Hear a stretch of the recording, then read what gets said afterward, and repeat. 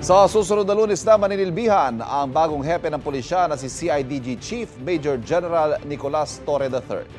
Tinanggap na rin ng Pangulo ang pagbibitiw ng chairperson ng Commission on Higher Education, pero hindi ang pagbibitiw ng kalihim ng DILG, DOJ at Defense Department. Narito ang aking unang balita. You are under arrest for obstruction of justice, 1829, sir. Let's go. Okay. Bosas, please. Bosas. Tensyonado ang mga tagpo ng arestuhin noong Marso si dating Pangulong Rodrigo Duterte bago siya madala sa The Hague, Netherlands.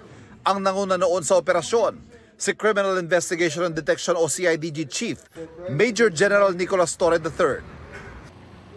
Siya rin ang nanguna sa pag-aresto kay Kingdom of Jesus Christ leader Pastor Apollo Quebuloy noong nakaraang taon na ilang linggo nagtagal. Direktor pa siya noon ng Davao Police Regional Office. Ang dalawang malalaking misyong ito, kabilang daw sa mga naging dahilan sa pagpili kay Torre bilang bagong hepe ng Philippine National Police simula June 2 ayon sa palasyo. Si Presidente always demands performance. Kahit na ano yung pinagawa sa iyo, you must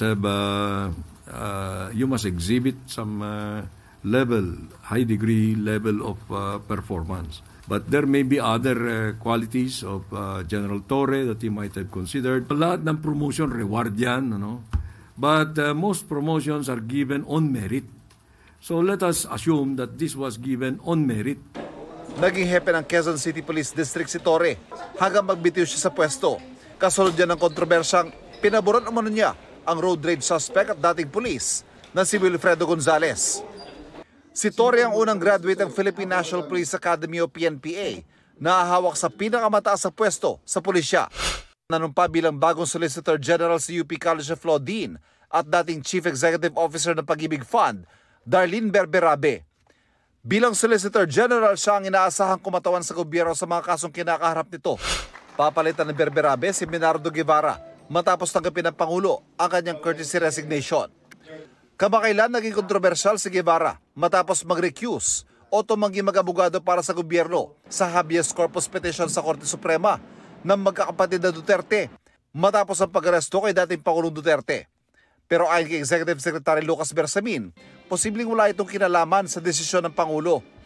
I don't think that that was a factor at all. He and the President had a conversation about this and the President respected his ethical decision to recuse. Now, if there was a reservation about his professionalism at that time, the President could have already removed him. Binati naman ni Guevara ang kapalit na si Berberabe na tinawag niyang magiging mahusay na Solicitor General.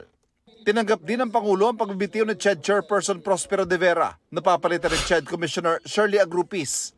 Isang Duterte appointee si De Vera na noon pang 2018 hawak ang posisyon.